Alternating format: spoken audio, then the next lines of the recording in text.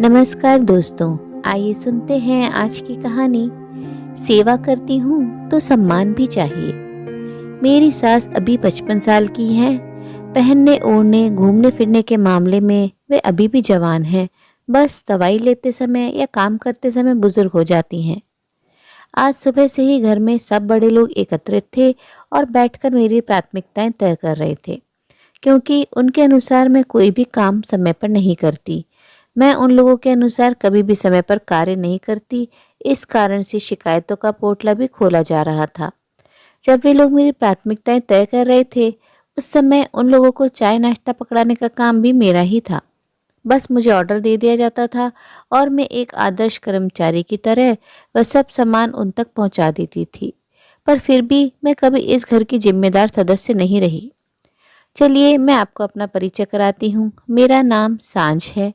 मेरे परिवार में मेरे सास ससुर, मेरे पति सुमित, मेरा देवर करण, छोटी ननद सुरभि और मेरे 2 बच्चे कियान और कियारा है। एक ननद और है जो मेरे पति से बड़ी हैं और वह भी अपने पति के साथ आज मेरी प्राथमिकताएं तय करने के लिए घर में मौजूद हैं। शादी आज से 7 साल पहले हुई थी। जब मेरी शादी हुई थी उस समय मैं सरकारी स्कूल में अध्यापिका थी, जो आज भी हूँ। उस समय यह इनके लिए गर्व की बात होती थी, पर आज ये उनके लिए मुसीबत बन चुकी है, क्योंकि अपने स्टैंडर्ड दिखाने के लिए बहू वर्किंग है बताने में बड़ा मजा आता है, पर उसके साथ साथ जो जिम्मेदारियां होती हैं वह निभाने में रोना आता है। मेरी सैलरी लेना कभी किसी को बुरा नहीं लगा, पर मेरी मदद करना, और उसी का नतीजा था कि आज सब लोग एकत्रित हुए थे। पहले तो बड़े लोगों को कहना था कि इसके माता पिता को भी बुला लिया जाए तो कम से कम फैसला पारदर्शी रहेगा, पर पता नहीं क्या सोचकर उन लोगों ने मेरे माता पिता को नहीं बुलाया। बस मेरे भाई शिखर को बुलाया, जो कि उम्र में मुझसे 5 साल छोटा था और फिलहाल कॉलेज की पढ़ाई कर रहा था। स्कूल जाने से पहले जैसे हम हमारा होमवर्क करते हैं, उसी तरह मेरे भाई के आने से पहले किसको क्या बोलना है उसी पर कार्य किया जा रहा था। सब अपनी अपनी पोटली में से अपनी अपनी शिकायत बाहर निकाल रहे थे। सबसे ज्यादा शिकायत की भरमार तो मेरी सासू माँ और मेरे पति को ही थी। बाकी सबकी शिकायत तो मिर्च मसाले की तरह थी। पर फिर भी मैं चुपचाप काम कर रही थी। पता नहीं क्यों आज मेरे मन में कोई घबराहट नहीं थी, पर इतना जरूर है कि मेरे मन में कुछ चल तो रहा था, जो शायद थोड़ी देर बाद बाहर आने वाला था। इतने में शिखर घर आ गया। मैंने ही जाकर दरवाजा खोला। हर बार हंस मुस्कुराकर गले लगने वाला भाई आज चुपचाप मौन होकर मेरी तरफ देख रहा था। उसने कुछ नहीं कहा, मैंने भी कुछ नहीं कहा, और उसे लेकर मैं उस कमरे में चली गई जहां सब लोग एकत्रित थे। कमरे में पहुंचते ही उसने सभी को नमस्ते कहा, पर किसी ने भी उसके नमस्ते का कोई उत्तर नहीं दिया। बस सुमित ने उसे बैठने का इशारा कर दिया। उसे वहां छोड़कर मैं पानी लेने चली गई। जब रसोई से पानी लेकर आई तो देखा कि सभी लोग शिखर को घेर कर बैठे हुए थे। मुझे देखते ही मेरी सासू माँ ने अपनी शिकायत शुरू की। माफ करना शिखर बेटा, लेकिन तुम्हारी बहन एक जिम्मेदार बहू नहीं है। कल सुबह ही ये मुझे दवा देना भूल गई, और तो और कई बार इसे याद दिलाना पड़ता है कि ससुर जी की दवा का वक्त हो गया है। कोई काम समय पर नहीं करती, यहाँ तक कि जब उसकी मदद करो तब जाकर यह काम करती है। आजकल कोई हिसाब किताब भी नहीं देती। पता नहीं अपनी सैलरी कहाँ खर्च करती है। हाँ, भाभी तो बिल्कुल कामचोर है। बेचारी मेरी माँ इस उम्र में भी काम करना पड़ता है। यह कोई उम्र है उनके काम करने की? कल मेरे कमरे की सफाई भी माँ ने ही की थी, छोटी ननद ने कहा। और तो और जब हम मायके आते हैं तो ये छुट्टी भी नहीं ले सकती। माँ ही हमें खाना निकाल कर परोसती है। यहाँ तक कि विदाई भी हमें हमारी मनमाफिक नहीं देती है। अब की बार बड़ी ननद ने कहा। भाभी तो इतना कुछ बोल जाती है माँ के सामने। अगर मेरी बीवी कल को ऐसा करेगी तो अच्छा सबक सिखाऊंगा उसे। इन्हें तो फिर भी सिर आंखों पर रखा जाता है। अब की बार देवर ने अपनी तरफ से तीर फेंका। देखो शिखर, मैं ज्यादा कुछ तो नहीं कहूंगा, लेकिन घर में यदि सभी को उससे समस्या है तो जाहिर सी बात है कि तुम्हारी बहन में ही कमी है। जो पहले का काम है वो बाद में करती है, और जो बाद का काम है वह पहले। यहाँ तक कि आजकल अपनी सैलरी का हिसाब किताब तक नहीं देती। बताओ, यह भी कोई बात है? कम से कम पता तो होना चाहिए ना कि यह कहाँ क्या खर्च कर रही है। अब तुम ही बताओ क्या करना चाहिए। शिखर इस बात का जवाब दे ही नहीं पाया और मेरी तरफ देखने लगा। बस उसने इतना ही कहा, दीदी आपकी प्राथमिकताएं क्या है? उसका सवाल सुनते ही अपने चेहरे पर मुस्कान लाते हुए मैंने कहा, मैं खुद नहीं जानती कि मेरी प्राथमिकताएं क्या हैं। मेरी प्राथमिकताएं तो ये लोग तय करते हैं। मेरी सास अभी 55 साल की हैं। पहनने ओढ़ने घूमने फिरने के मामले में ये अभी भी जवान है। बस दवाई लेते समय या काम करते समय बुजुर्ग हो जाती हैं। वो अपनी सुविधा अनुसार मेरी प्राथमिकताएं तय करती हैं।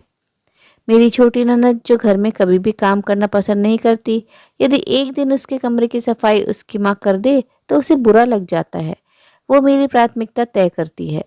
मेरा देवर जो कुछ भी सुना देता है, खुद अपनी माँ और बहन को सम्मान नहीं देता, पर अपनी आने वाली बीवी को सबक सिखाने की बात कर रहा है, वो मेरी प्राथमिकताएं तय करता है। मेरी बड़ी ननद जो मायके आती है तो अपनी वर्किंग भाभी से ये उम्मीद करती है कि वो छुट्टी लेकर उसके साथ ही बैठी रहे, जबकि खुद अपनी माँ के कमरे में बैठकर पंचायती करती रहती हैं और भूलकर अपनी भाभी की मदद तक नहीं करती। साथ ही जो खुद अपनी ननद को कुछ देना पसंद नहीं करती, अपने घर बुलाना पसंद नहीं करती, वो मेरी प्राथमिकताएं तय करती है।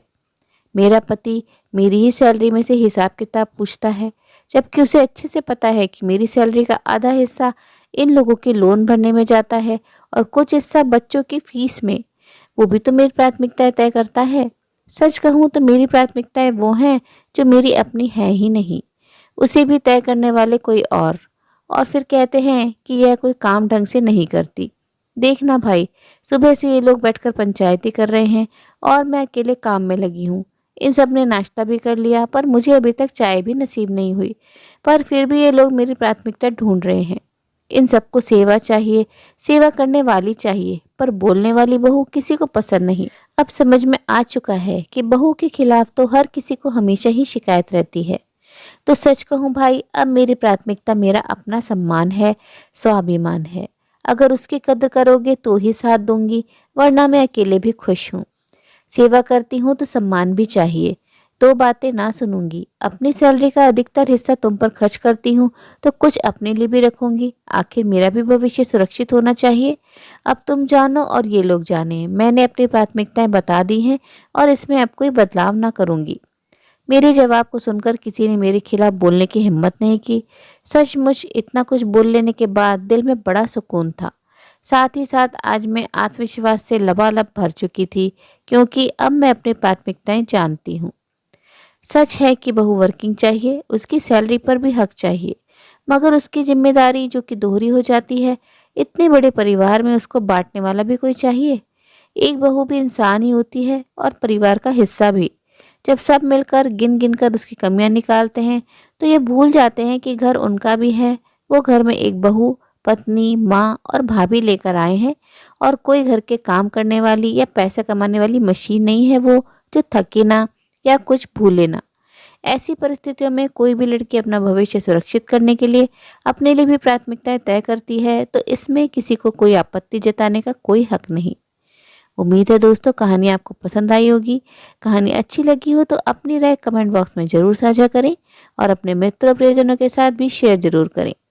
दोस्तों आपसे अनुरोध है, अगर आप चैनल पर नए हैं तो ऐसी ही नई नई जीवन से जुड़ी कहानियाँ सुनते रहने के लिए चैनल को सब्सक्राइब जरूर करें।